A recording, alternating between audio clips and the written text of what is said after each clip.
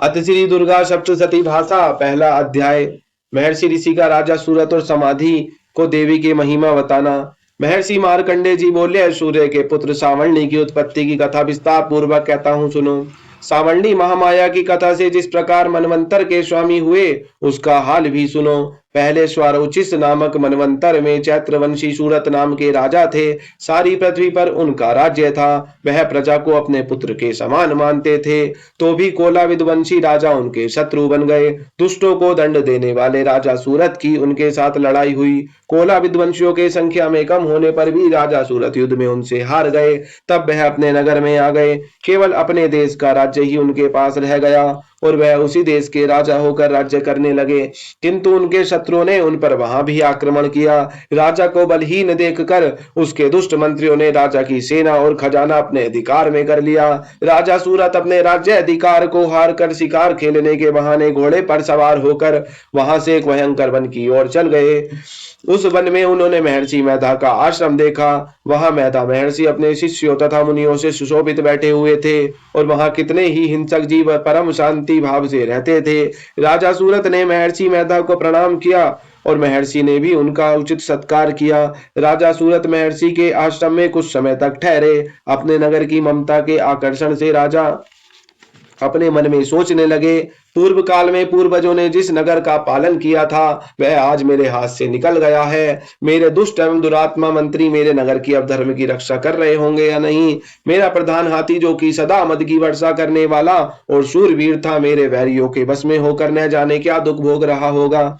मेरे आज्ञाकारी नौकर जो मेरी कृपा से धन और भोजन पाने से सदैव सुखी रहते थे और मेरे पीछे पीछे चलते थे, वह अब निश्चय ही दुष्ट राजाओं का अनुसरण करते होंगे तथा मेरे दुष्ट एवं दुरात्मा मंत्रियों द्वारा व्यर्थ ही धन को व्यय करने से संचित किया हुआ मेरा खजाना एक दिन अवश्य खाली हो जाएगा।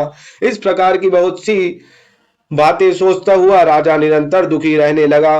एक दिन राजा सूरत ने महर्षि मेधा के आश्रम के निकट एक वैश्य को देखा। राजा ने उससे पूछा, भाई तुम कौन हो? यहाँ तुम्हारे आने का क्या कारण है और तुम मुझे शोकग्रस्त अनमने से दिखाई देते हो, इसका क्या कारण है? राजा के यह नम्र वचन सुन वैश्य ने महाराज सूरत को प्रणाम करके कहा। वैश्य बोला, राजन मेरा नाम समाधि है। मैं धनियों के कुल में उत्पन्न एक वैश्य हूँ। मेरी दुष्ट स्त्री पुत्रादिकों ने लोभ से मेरा सारा धन छीन लिया है और मुझे घर से निकाल दिया है। मैं इस तरह से दुखी होकर इस वन में चला आया हूँ और यहाँ रहता हुआ मैं इस बात को भी नहीं जानता कि अब घर में इस प्रकार सब कुशल है या नहीं। यहाँ मैं अपने परिवार का आचरण संबंधी कोई समाचार भी नहीं पा सकता कि वह घर में इस समय कुशल पूर्वक है या नहीं।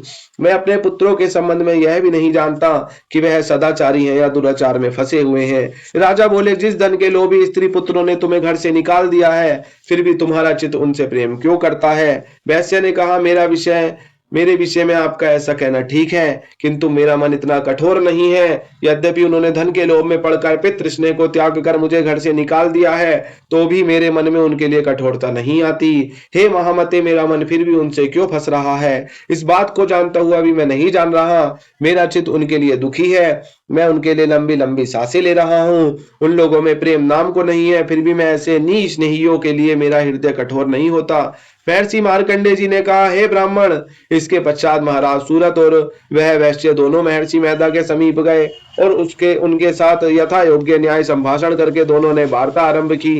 राजा बोले, हे भगवान, मैं आपसे एक बात पूछना चाहता हूँ, सो आप कृपा करके मुझे बताइए। मेरा मन मेरे अधीन नहीं है, इससे मैं बहुत दुखी हूँ। राज्य धनादि की चिंता अभी तक मुझे बनी हुई है और मेरा यह ममता ज्ञानियों की तरह बढ़ती ही जा रही है।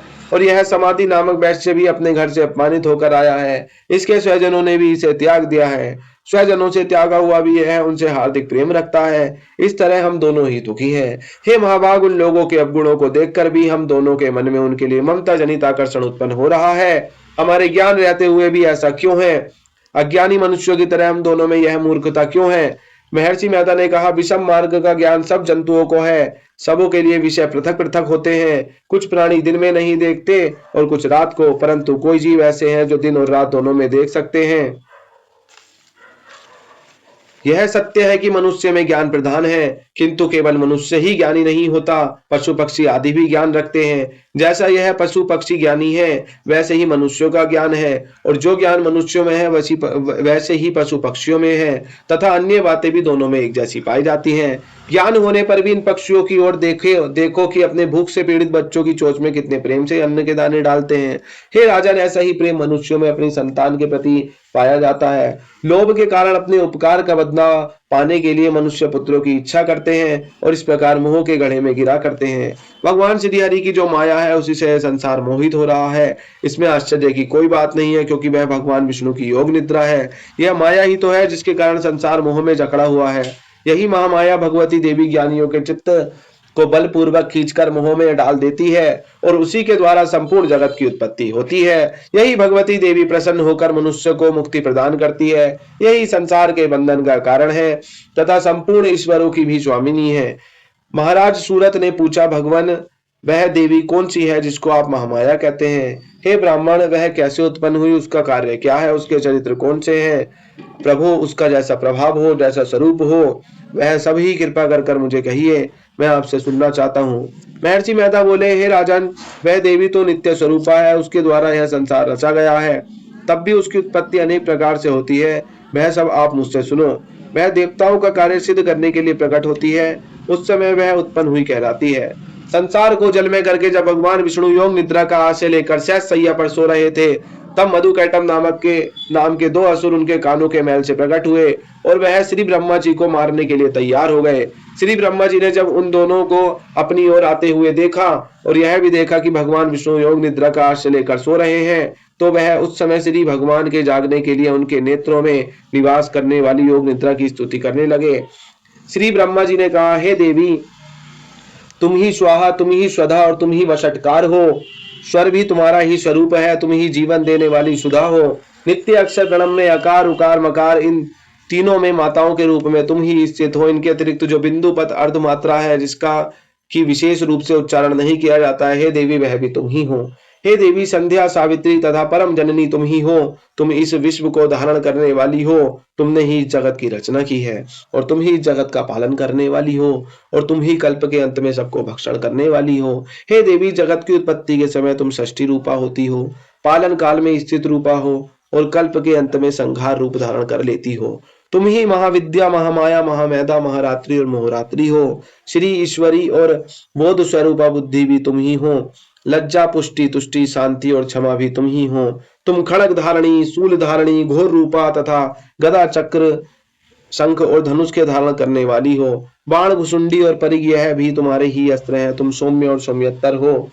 यही नहीं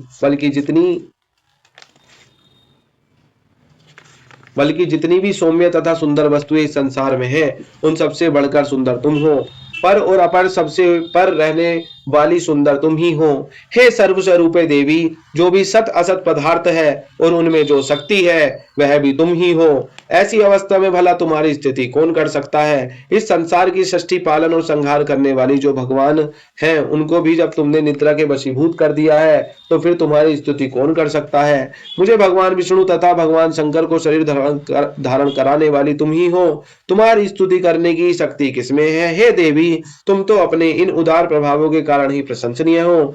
मधु और कैटभ जो भयंकर असुर हैं, इन्हें तो मोड में डाल दो और श्री भगवान विष्णु को भी जल्दी से जगा दो और उनमें इनको मार डालने की बुद्धि भी उत्पन्न कर दो। महर्षि मेहता बोले, हे राजन, जब ब्रह्मा जी ने देवी से इस प्रकार स्तुति करके भगवान को जगाने तथा मधु कैटभ को मारने के लिए कहा, तो वह भगवान श्री विष्णु के नेत्र, मुख, नासिका, बाहु, हृदय और वक्ष स्थल से निकल श्री ब्रह्मा जी के सामने खड़ी हो गई।